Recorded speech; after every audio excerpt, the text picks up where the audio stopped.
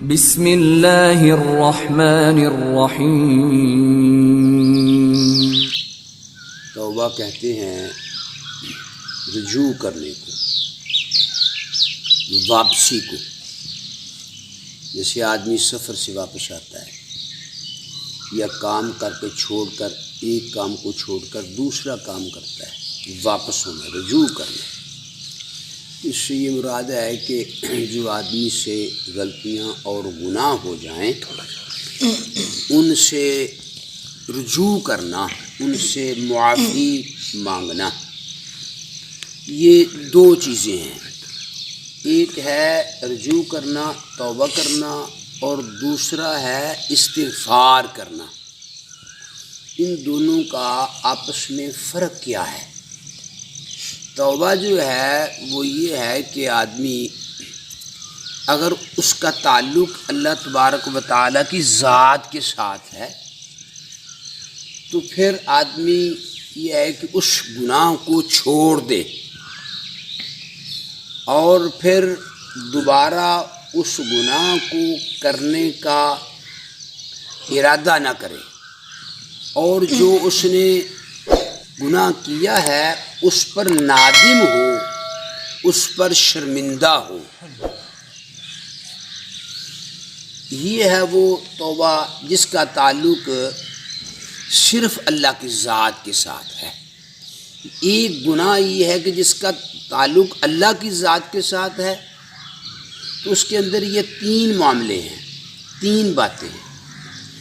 اور اگر اس گناہ کا تعلق جس سے توبہ کرنا ہے، اگر اس کا تعلق انسانوں کے ساتھ ہے تو اس میں یہ ہے کہ اگر کسی کا اس نے مال لیا ہے، حق کسی کا تھا لیکن اس نے زبردستی اس پر قبضہ کیا ہے، اور اس کا مال واپس کرے،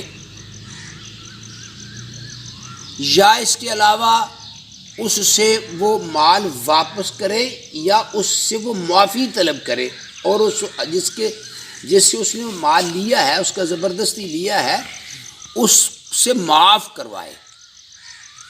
اور پھر اس کے ساتھ اگر کسی نے دوسرے پر تہمت لگائی ہے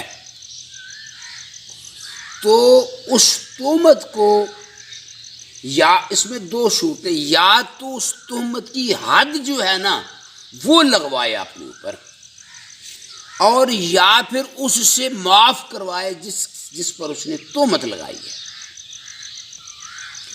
اور تیسری بات یہ ہے کہ جس کی اس نے غیبت کی ہے اس سے وہ معافی مانگے کہ میں نے تیری غیبت کی ہے۔ تو اس معاملہ میں یہ بھی ایک بہت بڑا گناہ ہے، اور اس سے معافی طلب کرنا۔ اگر یہ ساری کی ساری چیزیں مکمل ہو جائیں اور پھر ان تمام چیزوں، تمام باتوں، تمام گناہوں کو دوبارہ نہ کرنے کا ارادہ کرے تو پھر ہے توبہ، اس کی ہے گناہوں سے واپسی ہے اس کی۔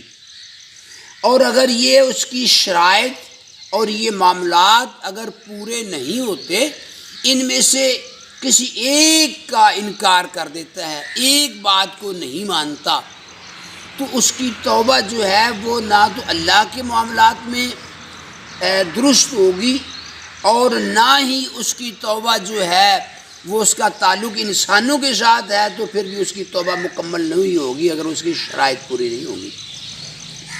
اور جس گناہ کی اس نے توبہ کی ہے اسی گناہ کی توبہ ہوگی، اور جو وہ گناہ کر رہا ہے اور اس نے توبہ نہیں کی اور ان گناہوں کو چھوڑا نہیں، تو پھر اس کی توبہ جو ہے وہ معتبر نہیں ہوگی۔ اس لیے یہ فرمایا کہ توبوا الی اللہ توبۃ نصوحا، ایسی توبہ کرو، ایسی پکی توبہ کرو تاکہ تم دوبارہ ایسا پکا عزم کرو گناہ کو چھوڑنے کا کہ دوبارہ نہ کر سکو۔ یہ تھا تعلق توبہ کے ساتھ۔ اب دوسری چیز کیا ہے؟ وہ یہ ہے کہ وہ استغفار ہے۔ استغفار کا معنی یہ ہے کہ معافی مانگنا۔ اب توبہ اور استغفار میں تھوڑا سا بنیادی فرق ہے، اس کو ہم سمجھیں گے۔ توبہ کے متعلق تو ہم نے سمجھ لیا، اور استغفار جو ہے اللہ سے معافی مانگنا ہے۔ اس سے کیا مراد ہے؟ اس سے مراد یہ ہے کہ جو کام، جو وقت اس نے گناہوں پر لگایا تھا، وہ وقت جو ہے اللہ سے معافی مانگنے پر لگائے، اور اپنے گناہوں کی اللہ سے بالفعل، بالفعل اور باللسان استغفار کرے اور معافی مانگے، اللہ سے معافی مانگے۔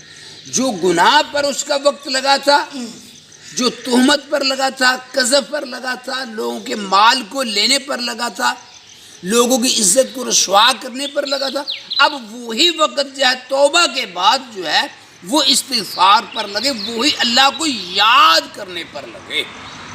تو جو وقت اللہ کی یاد پر لگ جاتا ہے تو پھر اس کو وہ گناہ کرنے کا دوبارہ موقع نہیں ملتا۔ اب رمضان کیا ہے؟ رمضان بھی یہی ایک سلسلہ ہے کہ رمضان میں روزے رکھنے اور تلاوت اور تہجد پڑھنے سے وہ وقت، وہ اسباب ختم ہو جاتے ہیں، گناہوں کی اسباب ختم ہو جاتے ہیں۔ روزہ رکھا، یہ ایک ٹریننگ ہے کہ اب کیا جی روزہ ہے، اب غیبت نہیں کرنا، اب روزہ ہے چغلی نہیں کرنا، اب روزہ ہے کسی پر تہمت نہیں لگانا۔ یعنی وہ گناہ کے جتنے اسباب تھے وہ سارے کے سارے روزے نے ختم کر دیے، اور اب اللہ کی طرف گناہوں کو معاف کروانے کا ایک ذریعہ بن گیا، گناہوں کو معاف کرانے کا ایک ذریعہ بن گیا، اور گناہ بھی معاف کروا لیے، اور پھر اس کے ساتھ ساتھ گناہوں کے جو اسباب پیدا ہوئے تھے وہ بھی اسباب جو ہیں روزے نے ختم کر دیے۔ اس لیے یہ جو روزے ہیں یہ گناہوں کو معاف کرانے اور گناہوں کی اسباب کو ختم کرنے کا ایک بہترین ذریعہ ہے۔ اسی وجہ سے نبی اکرم صلی اللہ علیہ وآلہ وسلم انہی اسباب کو خود ختم کرتے اور امت کو بھی اس کے وہ اسباب ختم کروانے کا ذریعہ اور سبب بناتے۔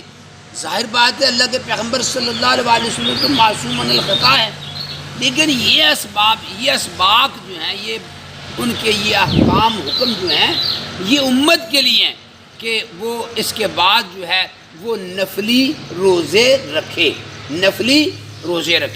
تاکہ اس جو گناہوں کے اسباب خود بخود رمضان کے بعد پیدا ہو جاتے ہیں کوتاہیوں کی وجہ سے، اور یہ نفلی روزے رکھنے سے وہ اسباب جو ہیں ایک دفعہ ختم ہو جائیں، اور پھر دوبارہ تعلق جو ہے نا انسان کا، مسلمان کا اپنے اللہ کے ساتھ مضبوط ہوتا رہے۔